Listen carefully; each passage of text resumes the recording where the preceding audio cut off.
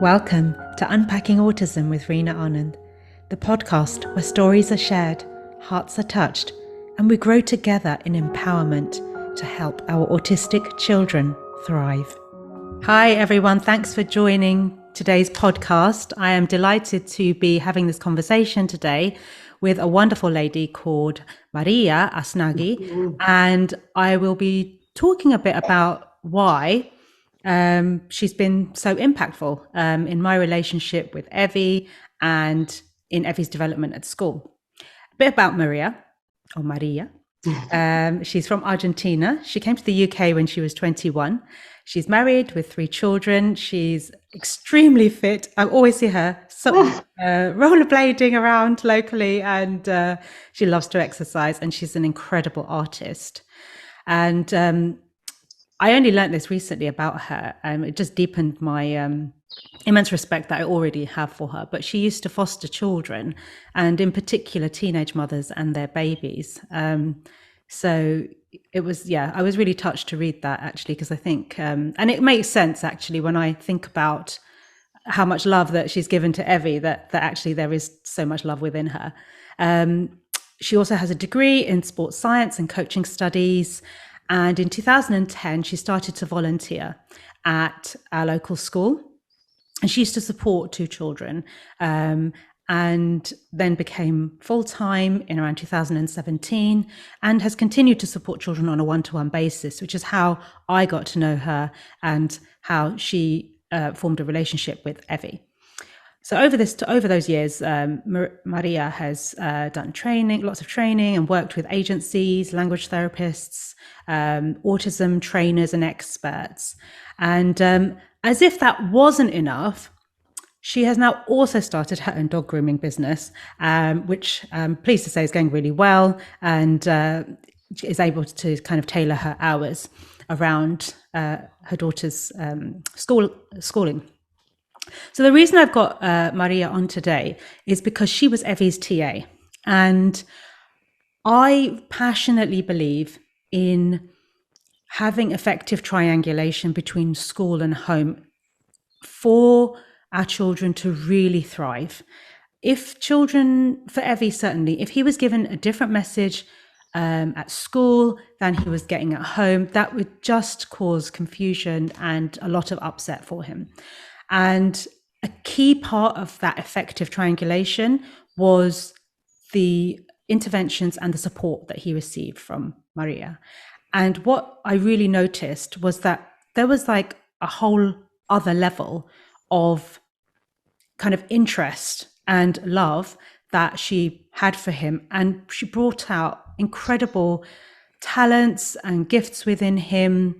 You know, I was in my own head a lot of the time, really anxious, really stressed in the early days.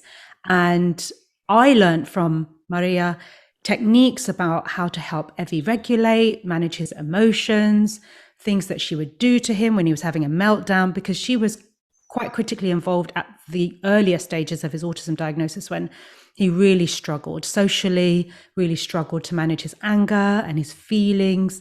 I learned how to do pressure massage because she told me she was doing it for Evie, and I started doing it. And so probably the key critical reason I wanted to bring her on today is because from what I can see, people like Maria are supporting our children day in, day out on a one-to-one basis. Evie's got an EHCP, an education healthcare plan, which allows for one-to-one support.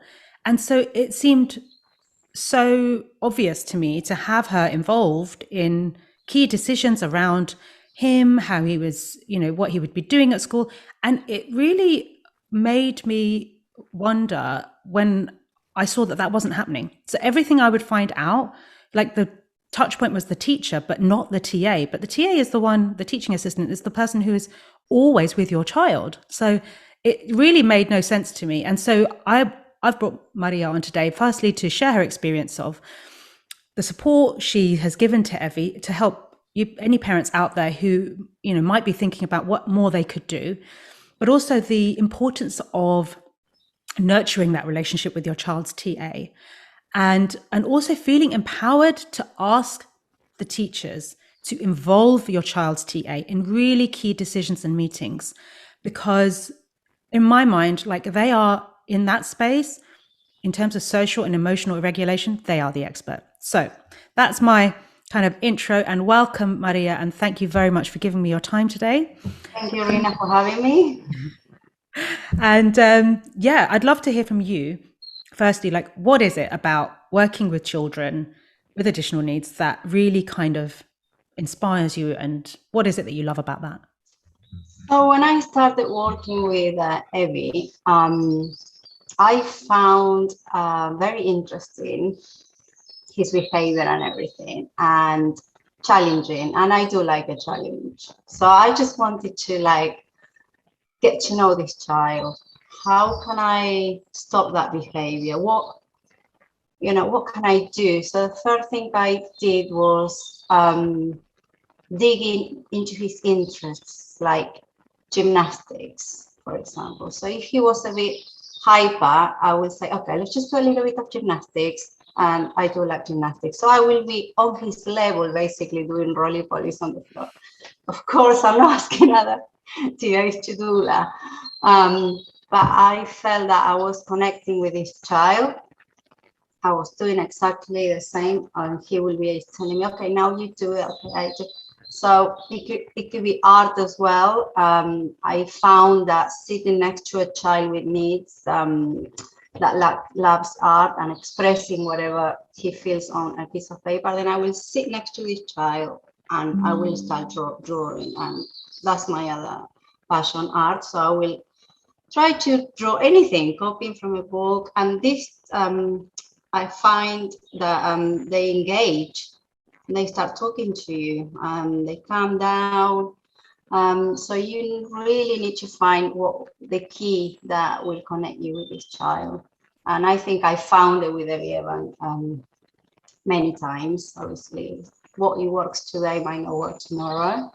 But it was the challenge of like, okay, this is a great experience. I want to really help. What can I do? So I think that's that's how. really, yeah, that's so powerful that, yeah, that question, I want to help, what can I do Yeah, today? And knowing that it might not help tomorrow. yeah, definitely. We've had this so many times, but you need to think out of the box if you've got that on you. But it's very important that when you are working with a child, first of all, that you got support, not only from the school, but from the parent, because sometimes the parent is not in sync with you as well. So I'm not talking about you, but we found that with other parents that maybe they don't really understand that their child has this need and they are in denial. That's one problem. The other problem is trying to get, not a problem, but like if you are like, you really need a break or you really need support, getting that support. And most of the time you get it, but you might not, because working in school is really, really, really busy. And sometimes we don't get that extra support. But as I was saying, it's really important to find what is going to help this child and help you to, to flourish in. I think it's really important. That's a really important point. I remember being in that denial phase in the very early days, because, and it was all fear based for me. Like the denial was all, it came from a space of what's going to happen to him. I don't have any experience. I don't even know what autism is. And I suppose I can see how maybe some parents might struggle to open their minds and their hearts to accepting the interventions that you're doing. Yes. Because they're not in that space, maybe. Exactly. That their child needs that. I had experiences with other children and parents, and I would tell the parents this and this happened today. Oh, my child doesn't do that at home. And I'm like, but this is school. Or I would say, oh, your child did this today. I'm so proud. Well, at home, he does it all the time. Yeah. So, but, I haven't seen that behavior in 2 months at school, and he's done it, massive step. But then the parent wasn't, we were in sync. So it's just that brings you a little bit, you are looking after this child, you think, oh my God, we made progress. And then you get the answer from the parents. So that, you need to man up, I guess, and just look forward, because you're just getting yourself against the wall every time. So you get that kind of behavior from a parent. And I just feel sad for the child, because the child needs help, and it will be good if some of these parents will agree and say, oh yeah, okay, yeah, that's great. If he doesn't do this at school and now he's doing it, that's amazing, isn't it? Yeah, celebrating the small wins. Yes. Yeah. I understand that this child that does it at home every day, but it's such a different environment. So yeah, little things like that every parent is like Reena. Gosh, I'm on a journey. I'm very much on a journey too. And that is what, like why everyone has done so well. We started really roughly, and slowly we got to a great point right now. And my colleagues at work are so amazing with him. And this is the other thing, you need consistency. So staff has to be there for him always. Like changing stuff doesn't work. It's really not the way to work with children with any kind of needs. Yeah. So at the moment, everyone has amazing support at school, and I know he's doing great.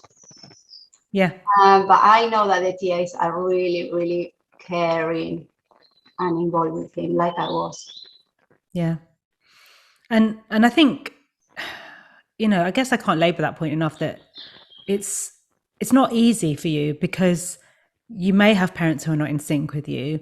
And then what I did notice early on was that all the key meetings involving Evie, which looked at, like setting the targets around, his pupil plan, what we should be working towards for that term, and how his kind of social and emotional needs are being met, all of those kind of key meetings and decisions, like you weren't there, and you wanted to be there, but there seems to be, and it's not just this school, it's like it's everywhere that I've seen and parents I've spoken to, that you might be asked for your input by a teacher, but it's all secondhand, right? So you might have to tell the teacher how Evie's getting on, and the teacher will then write it up and put it into a report.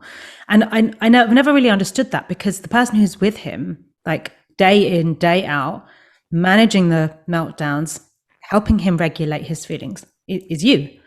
So I guess, have you seen that as well? Do you feel like there's some kind of invisible hierarchy of like who's allowed to speak? I don't know if I want to call it hierarchy. I can't say that word.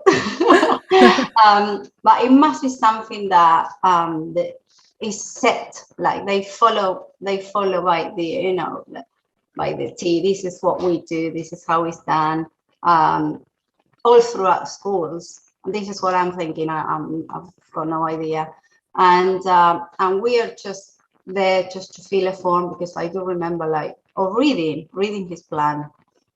So we do read his plan, because I done it, and so my colleagues, and we do change things around, and that's it. This is what do you agree?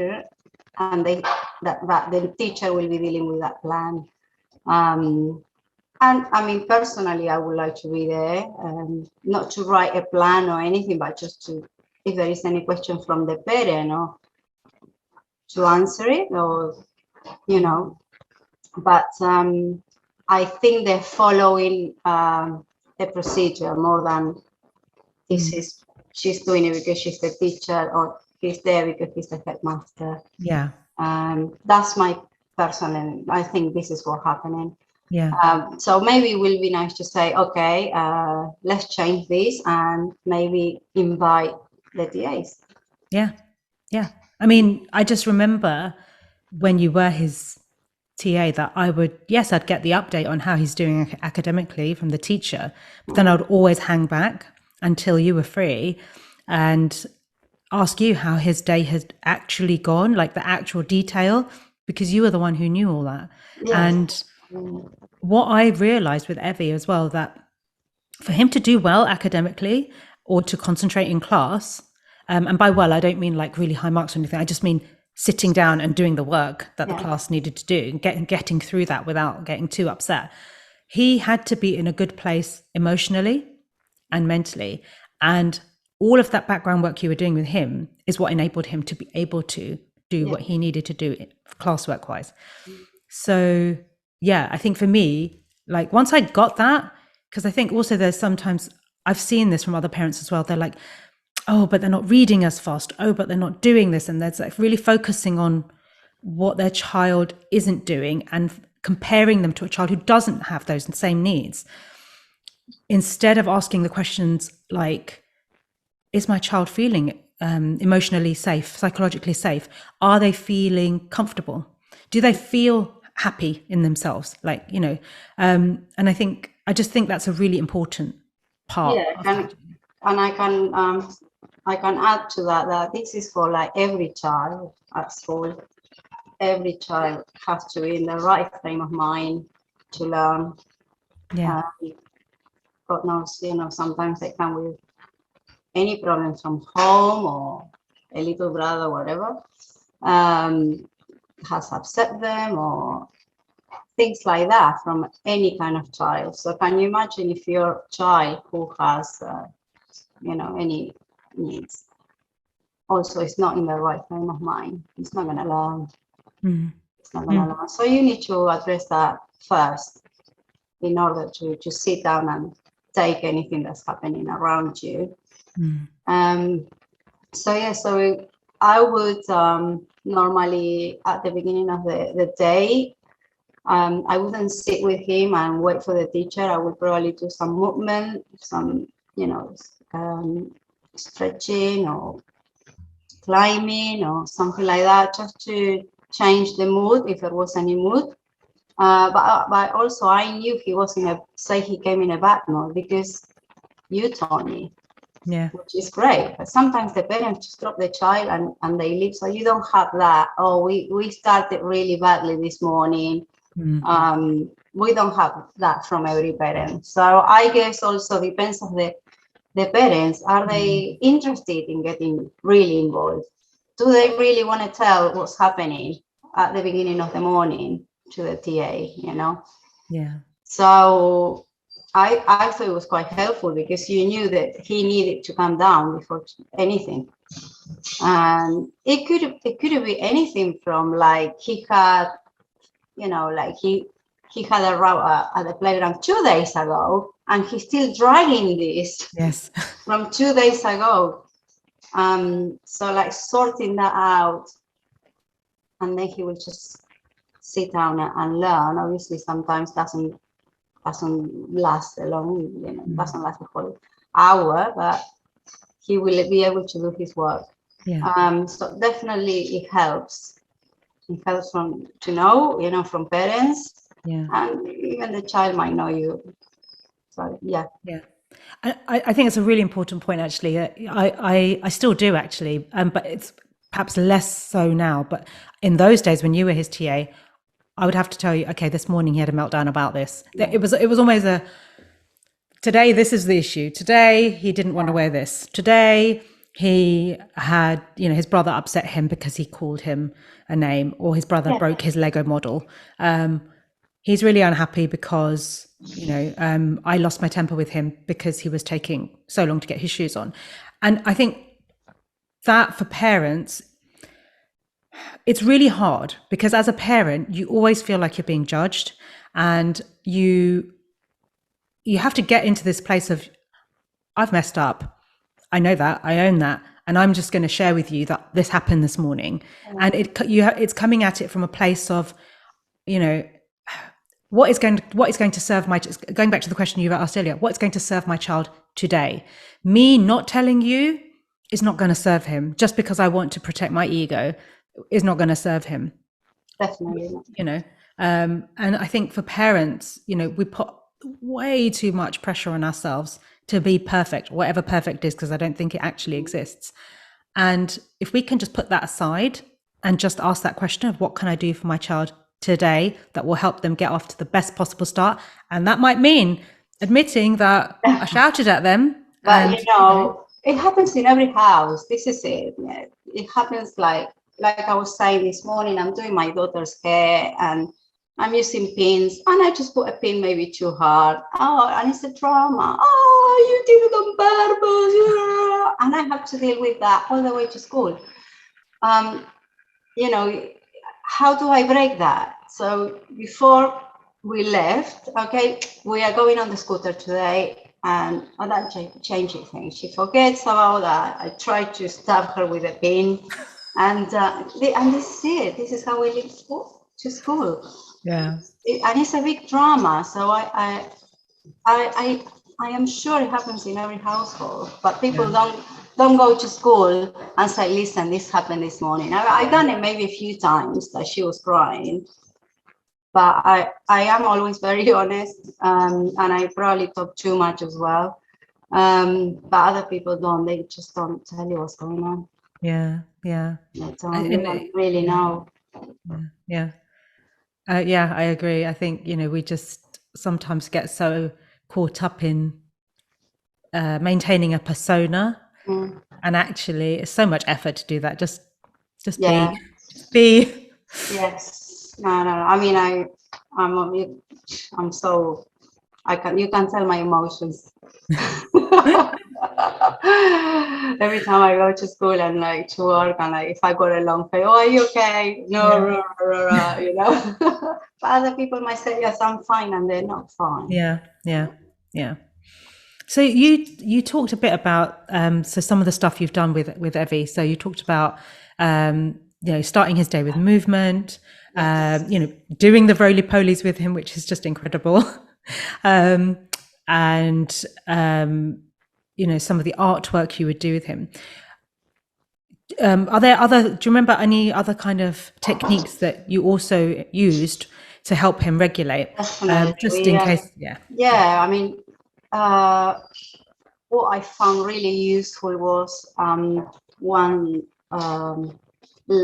session that I had with this lady. I don't remember her name. Is it Dunlop or Dunlop? Or I can't remember. But she came from Harrow. And she's an expert, and she just told me, listen, when he's really, really angry and something happened, say on the playground or in the classroom, we need to draw it, we need to map it so he can see exactly what went wrong, and because sometimes they don't see it. But maybe when you draw it, you know, it doesn't, you don't need to be an artist to do this. Let's clarify. But you just use, you know, like 3 colors, red, yellow, and green. And also you draw the people involved and the behavior, and then you ask the child, how did you feel? And we draw step by step what happened, who was there, sad faces, happy faces, you know, neutral faces. And then he will open it up and say, oh, yes, I remember that. Oh, I know why I did that. Many times he smashed the piece of paper. If he could see, oh, I done that, and he wasn't happy. But it was so powerful for everyone because it did work. And I will keep it there to show you sometimes. And also, you know, sometimes we map a good day, not just a bad episode, but like, oh, amazing. This, you know, this day's been great. Today you've been amazing. In the playground, you were able to play with so and so. You didn't boss them around. You were actually playing with them. So definitely mapping out any behavior that you think you need to. Very powerful. It will work. And that was like a comic strip, wasn't it? That was like a with stick people. So, Yeah. you didn't have to be like So a if they were Gaudi. like, no, this is what I'm saying. You don't need to be an artist. Just 3 sticks. If it was a girl, just do a girl. Just and these 3 people, you not even names, just the initials of the people involved. Him there, and what like even you can do bubbles, saying sad, happy, angry, or anything. Very simple, but the fact that he could see it there, it worked so well. Yeah. So well, and it will take you 5 minutes to do that, no more than that, and it might sort your whole afternoon. He will be calm for the rest of the day. Now, if you don't do anything about it, things will escalate, and that's what I found with him. He wouldn't settle. Yeah. And so it was really important to sort that. You need to sort it there and then. And this is the other thing that, like playground issues.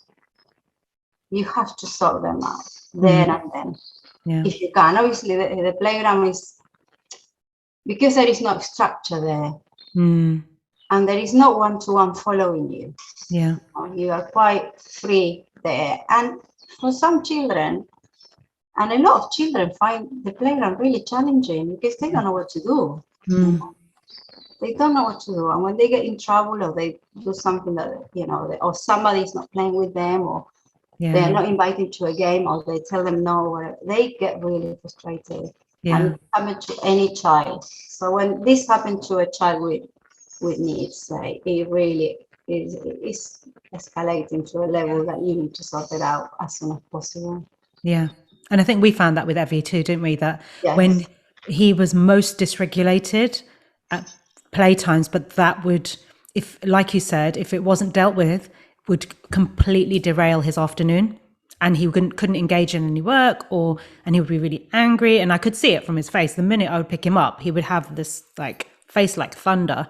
And I found I agree, the comic strip conversations were just excellent for that.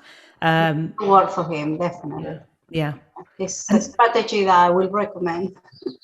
Like it wouldn't take too long to teach that like if you go to school and do like a workshop. But it should definitely be there.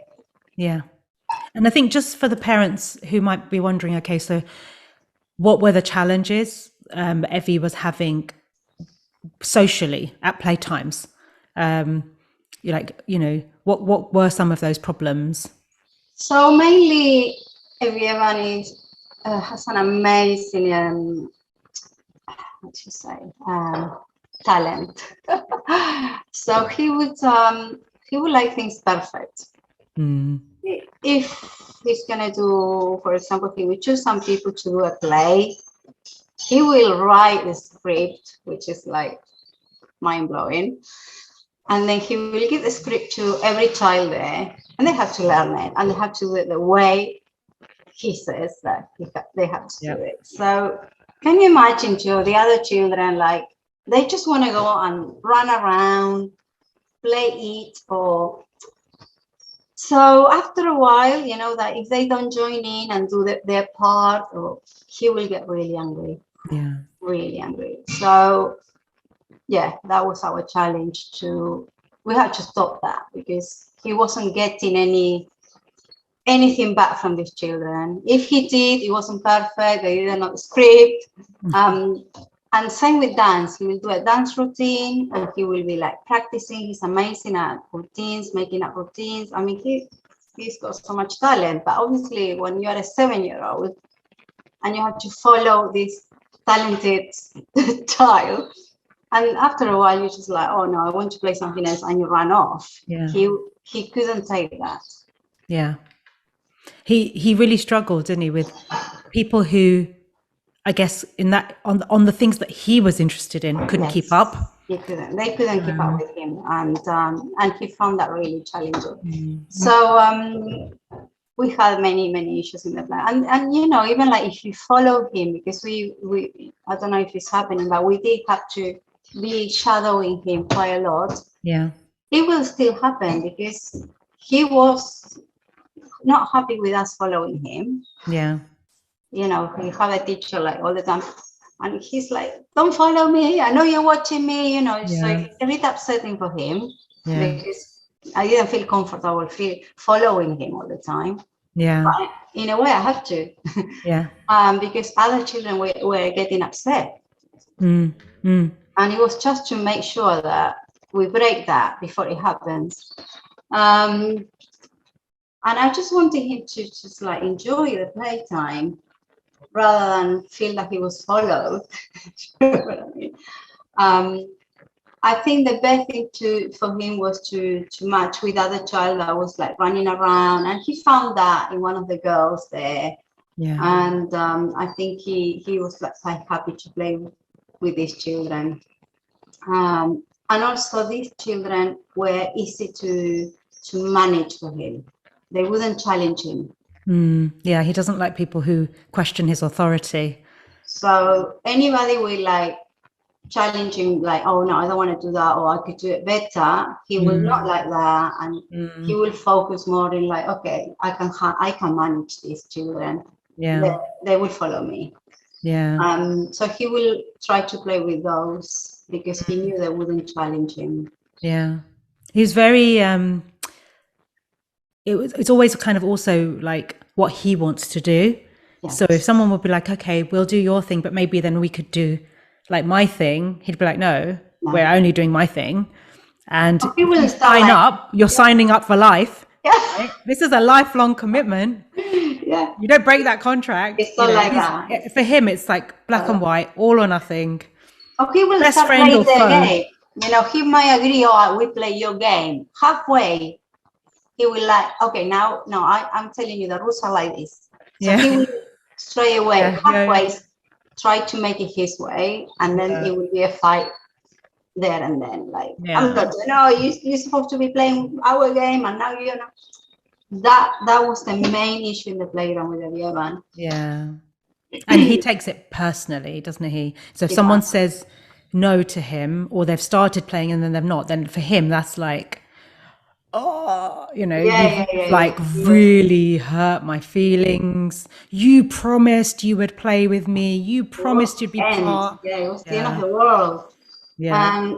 I did notice some different behavior during the lockdown when he was coming to school, and he was playing football with the boys, which we never seen that before. And we realized that the players weren't the good players. They were like, you know, children that can play football, but they weren't the ones that are really competitive, that they want to win all the time, that they play football every weekend. Yeah. So he was happy to play with those children because he wasn't challenging. They weren't telling him, oh, yeah, you know, you're not scoring, or there was no pressure.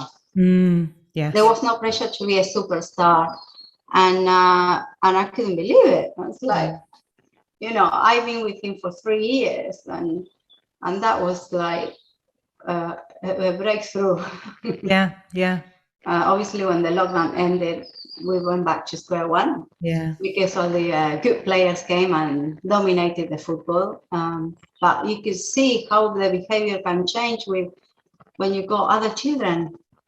You know, the strong footballers went there, but so it's just like the whole dynamic was changing.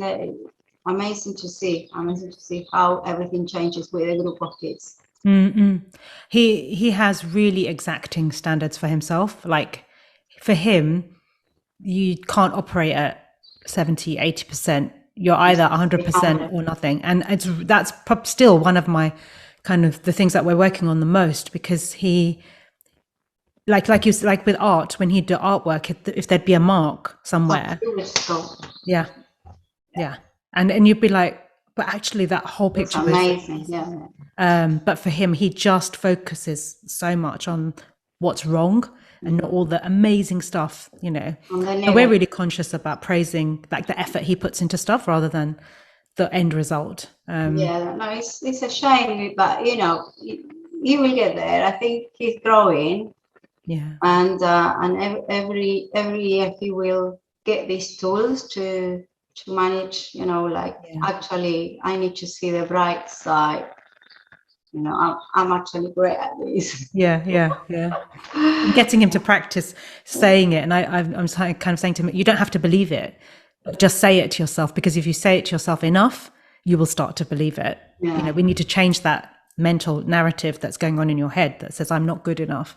But yeah, it's a journey, right? It is a journey, and he will get there, but it's just, I think it's time, and also growing up, and he will grow up, and he will have all these tools by then, and he will definitely know, okay, yes, no, I need to think, okay, no, it's actually good. Yeah. So you talked a bit about kind of stuff you appreciate from parents. So the honesty in terms of like how that child has been that morning, or any issues that, maybe that the TA should be aware of, so they can help preempt, I guess, how that child might be feeling that day. You talked about kind of being in sync with them on that level of celebrating, just not looking for the big massive milestones, but celebrating every kind of micro bit of progress that happens that day, because it's all of those little micro steps that will become milestones in the future. Definitely. Is there anything else you would want to say to parents listening to this podcast? What would be your kind of message to parents listening today? So first of all, we are there to support your child, and obviously, sometimes the child might run off.